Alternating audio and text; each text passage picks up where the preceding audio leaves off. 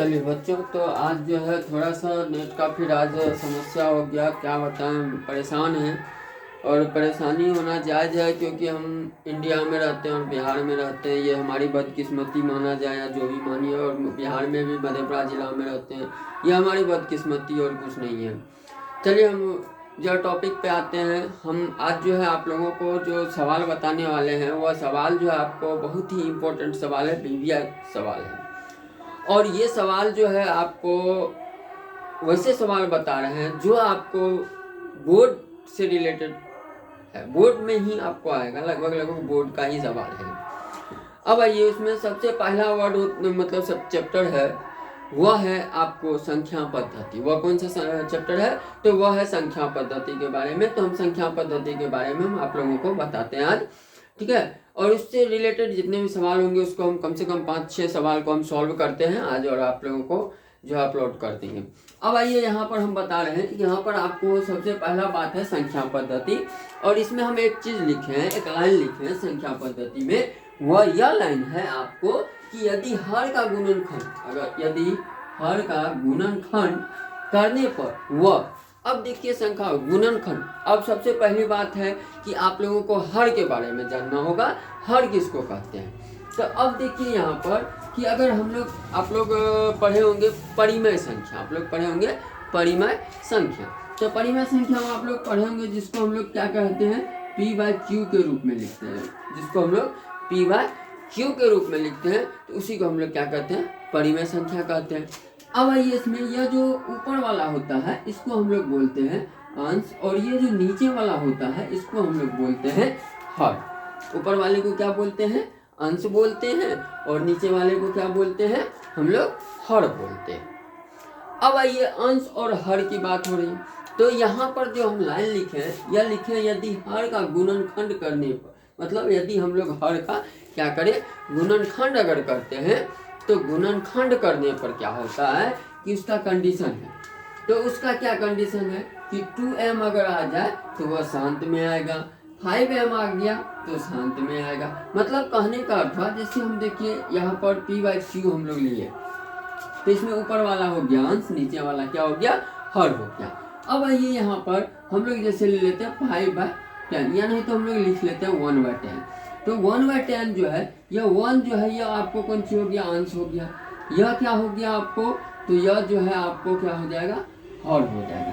अब इसमें देखिए कि आपको क्या है, हर का गुणनखंड करना है। किसका गुणनखंड करना है आप लोगों को, हर का गुणनखंड करना है। तो जैसे देखिए, हर का गुणनखंड करने के लिए आप लोगों देख लीजिए, 2 से अगर इसमें डिवाइड करेंगे तो 5, और फिर 5 से डिवाइड करेंगे तो फिर क्या हो जाएगा, 1। तो अब देखिए 10 का जो गुणनखंड है वह क्या आ गया, 2 × 5 आ गया, ठीक है। अब चलिए यहाँ पर कह रहा है कि अगर हर का गुणनखंड करेंगे तो पहला टॉपिक है कि वह जो है अगर 2m में आ जाए, मतलब अगर 10 से इस 1 में अगर भागा देंगे तो यह शांत होगा। मतलब 10 से अगर 1 में भागा देंगे तो पॉइंट के बाद, कुछ अंक के बाद जो है वह क्या हो जाएगा, समाप्त हो जाएगी। तो अब उसमें देखिए कि यहाँ पर क्या है, उसका रूल क्या है।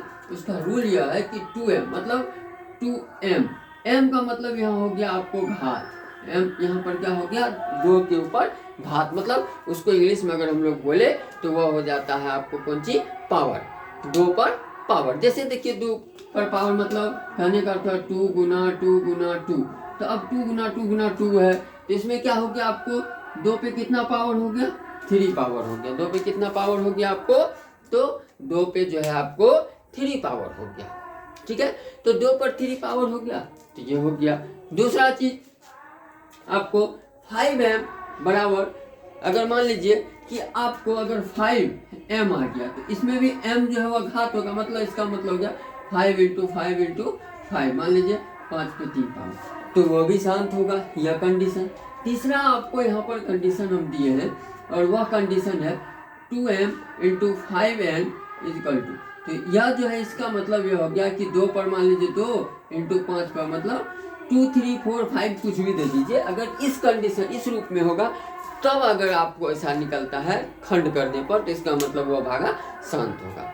अब चलिए उसके बाद अगर 3 इंटू 2m इंटू 5n है, अगर ऐसा आता तो वह अशांत है। मतलब इसका रूल हो गया, यह रूल क्या हो गया, जिससे हम आपको इसमें एक सवाल देते हैं, आप लोग देख लीजिए। इसमें हम आपको एक सवाल लिखते हैं और इसको विदाउट भागा दिए हुए हम लोगों को बताना है। बिना भागा दिए हुए हम लोगों को उसमें भागा नहीं देना है, बिना भागा दिए हुए हम लोगों को बताना है कि यह जो है शांत है या अशांत है। तो अब जैसे देखिए हम आपको बताते हैं कि यहाँ पर एक क्वेश्चन लिख लेते हैं। बताएं कि 17/8 परिमेय संख्या का 17/8 परिमेय संख्या का मतलब 17/8 परिमेय संख्या का दशमलव जो है प्रसार शांत है या अशांत।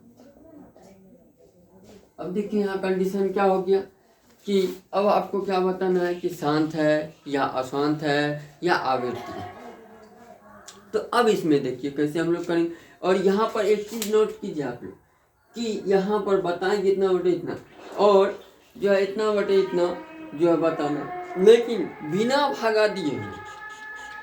इसमें आप लोगों को भागा नहीं देना है, बिना भागा दिए हुए। तो अभी आप लोगों को 3-4 कंडीशन बताएं, तो उसमें से देखिए क्या करना है। जैसे यहाँ पर क्या करा 17/8 है, तो अब यहाँ पर देखिए ये अंश हो गया, ये हर हो गया, ये क्या हो गया अंश और ये क्या हो गया हर हो गया। तो अब हर का हम लोग क्या करते हैं गुणनखंड निकाल लेते हैं। तो क्या हो जाएगा 2 से अगर इसमें हम डिवाइड करेंगे तो 2, यहाँ पर 4, फिर 2 से लगेगा 2, फिर 2 से लगेगा 1। तो 8 का जो है आपको क्या होगा 2 इंटू 2 इंटू 2। मतलब अगर इसको हम लोग लिखना चाहें तो 2 पे पावर 3। तो चलिए इसमें आप लोगों को जो हम कंडीशन लिखाए थे तो वह क्या कंडीशन था। पहला कंडीशन आप लोगों को था कि अगर मान लीजिए कि हर का गुणनखंड 2m हो तो इसका मतलब है कि वह शांत होगा। उसका मतलब क्या हो गया कि वह शांत होगा। तो अब शांत होगा तो यह तो हमको कंडीशन आ गया, तो यहाँ तो हमको पता चल गया। तो अब एक चीज़ बताइए ये ट्रिक कैसा, बिना भगा दिए। अब भगा दीजिएगा, निकालिएगा, दीजिएगा, निकालिएगा, बहुत समय लगेगा। तो इसीलिए यहाँ पर हम लोग लिख सकते हैं कि 8 के जो है केवल एक ही अभाज्य गुणनखंड है। 8 के ठीक है केवल एक ही गुणनखंड है। 8 के केवल क्या है एक ही गुणनखंड है, सॉरी गुणनखंड कौन है तो 2 है। तो 8 के एक ही गुणनखंड केवल 2 है। तो इसका मतलब क्या हो गया कि 2 है। तो अतः जो है आपको 17/8 अतः 17/8 का दशमलव प्रसार शांत होगा। मतलब एक निश्चित अवधि मतलब एक निश्चित संख्या के बाद वह भागा लगना बंद हो जाएगा उसमें। जैसे आपको हम इसका करके दिखा देते हैं, भागा भी दे के दिखाते हैं। 8 से अगर हम 17 में भागा देंगे तो 8 दूना 16, 1 कैंसिल। अब पॉइंट दिए तो अब देखिए यहाँ 0 आ गया, 1 मरतबे 2 0, 8 दूना 16, 4 पॉइंट का फिर 0, तो 8 पंचे 40। देखिए अब एक निश्चित संख्या के बाद आकर के वो क्या बंद हो गया, सब कट गया, खत्म हो गया। ठीक है, तो अब जो है इतना आपको नहीं करना। और सवाल में भी आपको कह रहा है कि बिना भागा दिए हुए हमको यह निकालना है।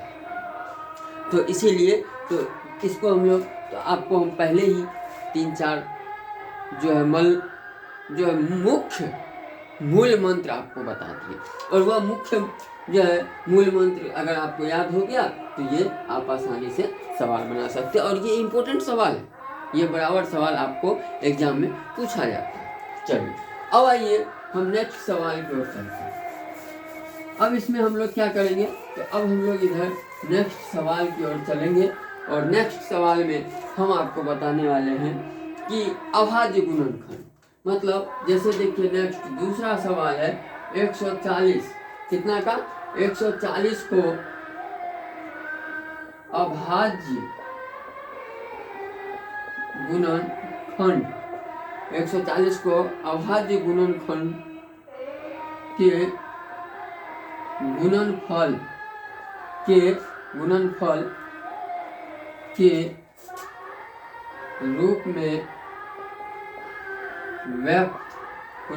रूप में व्यक्त करें।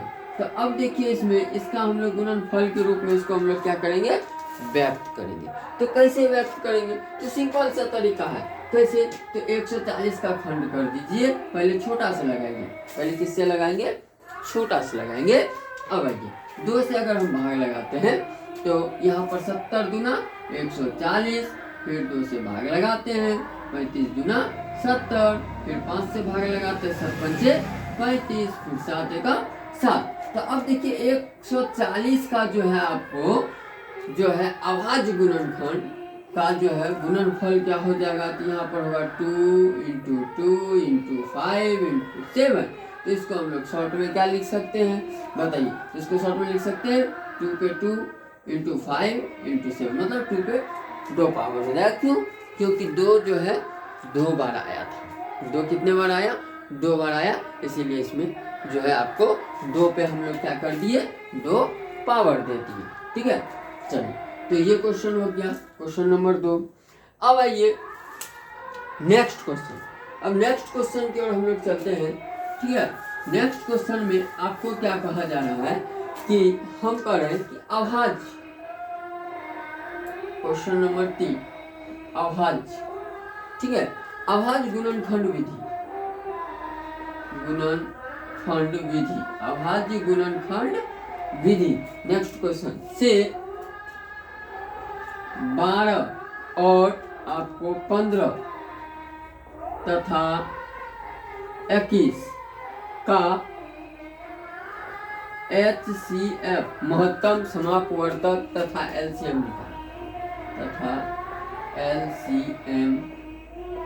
ज्ञात करें। अब यहाँ पर अभाज्य गुणनखंड विधि से 12, 15 तथा 21 का HCF और LCM ज्ञात करना।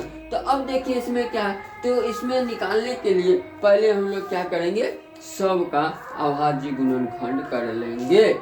अब सब का अभाज्य गुणनखंड कैसे करेंगे, तो अब देखिए यहाँ पर 12, तो 12 का पहले हम लोग अभाज्य गुणनखंड कर लें, 2 से भाग देंगे तो 6 दूना 12, फिर देखिए 2 से भाग देंगे 3, फिर 3 एकम 3, ये 12 का हो गया। फिर 15 का निकाल लेंगे, 3 से लगेगा 5 तिया 15, 5 एकम 5, फिर हमको 21 का अभाज्य गुणनखंड निकालना है, तो फिर हम लोग निकालेंगे इसमें क्या कि देख लीजिए, तो यहाँ पर 3 से लगेगा 7 तिया 21, 7 एकम 7 लग गया, हो गया।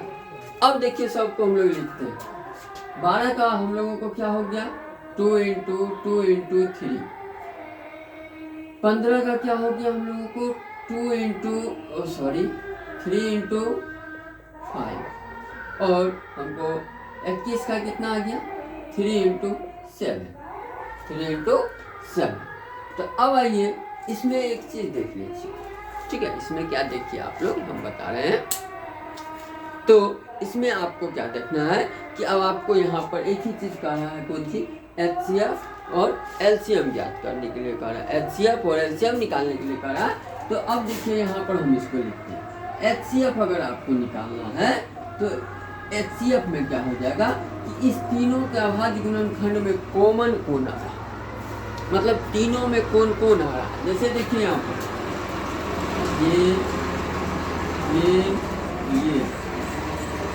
ये 3 जो है देख लीजिए, तीनों में 3 क्या है, तीनों में है।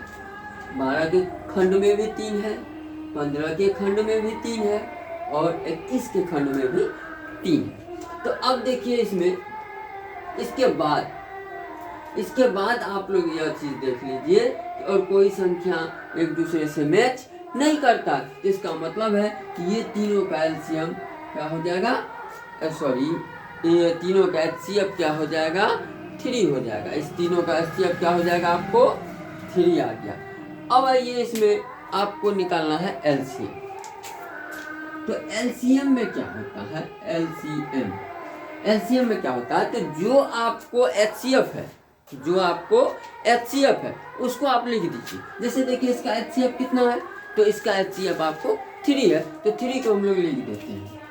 उसके बाद इनटू, अब देखिए उसके बाद जो बचा हुआ संख्या है उसको लिख दीजिए। जैसे देखिए इसमें 12 वाले खंड में 2 बचा हुआ, 2 बार लिखेंगे 2 इंटू 2। अब देखिए 15 के खंड में 5 बचा हुआ तो इंटू 5, और इसमें 21 के खंड में 7 बचा हुआ तो इंटू 7। अब इन सभी को आप कैलकुलेट मतलब गुना कर दीजिए। तो गुना कीजिए तो क्या हो जाएगा, 3 दूना 6, 6 दूना 12, 12 पंचे 60, 60 7 के 42, तो 420। इसका एलसीएम कितना हो गया आपको, तो 420। इसका एलसीएम हो गया आपको 420 हो गया। ठीक है, तो देखिए एचसीएफ और एलसीएम निकालना कितना आसान है अभाज्य गुणनखंड विधि से। ठीक है, चलिए तो ये हो गया आपको 3 नंबर का। अब जो है इसी तरह का आपको खंड जो है सब में होगा। ठीक है, तो इस टाइप का जो क्वेश्चन है, तो ये हम आपको आज 3 क्वेश्चन बताएंगे। तो वीडियो बहुत बड़ा हो जाएगा, लाइव है नहीं, अगर लाइव रहता तो फिर कोई दिक्कत नहीं था, तो वीडियो छोटा है। तो अब जो इसमें देखिए क्या है कि इस तरह का जो आपको हम क्वेश्चन बताए हैं, तो इन सारे क्वेश्चन को आप लोग अपने घर पे रिवीजन कर लीजिएगा, और बोर्ड एग्जाम में इस टाइप का क्वेश्चन आपको एक न एक क्वेश्चन जरूर आएगा। अंक चेंज रहेगा लेकिन मेथड ये है। ठीक है, चलिए वैसे देखिए अब आप लोगों को बहुत कम समय बचा, 10th क्लास वालों के लिए अब जो है बहुत कम समय बचा है, और हम घर से लाइव हो नहीं पा रहे हैं, तो कुछ न कुछ समस्या है। फिर कोचिंग क्लास से कोशिश करेंगे लाइव होने का, नहीं तो ऑफलाइन भी हम आपको वीडियो डाल देंगे, और वैसे क्वेश्चन का वीडियो डालेंगे जो आपके लिए इम्पोर्टेंट है, और उसको आप लोग प्रैक्टिस कीजिए। अगर ये आपको 2 महीना 60 डेज अगर आप लोग वर्क कर लिए ना, 60 डेज अगर आप लोग मेहनत कर लिए, प्रैक्टिस कर लिए, तो आप लोग का रिजल्ट बहुत बेटर हो जाएगा। और 60 डेज में मैं कोशिश करूँगा कि आपको जो है जितने भी VVI क्वेश्चन है उन सारे क्वेश्चन का जो है, चाहे वो ऑनलाइन हो या ऑफलाइन हो, हम वीडियो को अपलोड कर दें।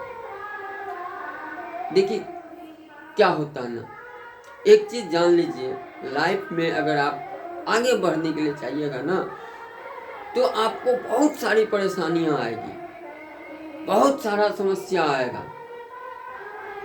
जैसे अभी आप लोगों को होता होगा, आप लोग पढ़ने के लिए बैठते होंगे, अरे ये काम कर दो, वो काम कर दो, आता है समस्या। लाइफ में सबको समस्या है, उन समस्याओं को तैरते हुए आप अगर जो आगे निकल गया वही बाजीगर होता है।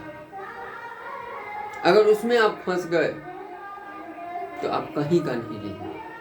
तो इसीलिए हम कहते हैं लाइफ में ना आगे बढ़िए, और आगे में बढ़ने में बहुत कुछ होता नहीं, कहता है वो प्रचार में डर के आगे जीत है, तो इसी तरह आप उस समस्या के आगे निकलिए, आप बहुत कुछ कर जाइएगा। नहीं तो फिर वही डर के आगे जीत वाली बात है, डर नहीं खत्म होगा ना हम जीतेंगे वाली बात होगी। ठीक ना, तो इसीलिए इन चीज़ों को आप लोग ध्यान दीजिए। चलिए ओके बच्चा, ओके, थैंक यू।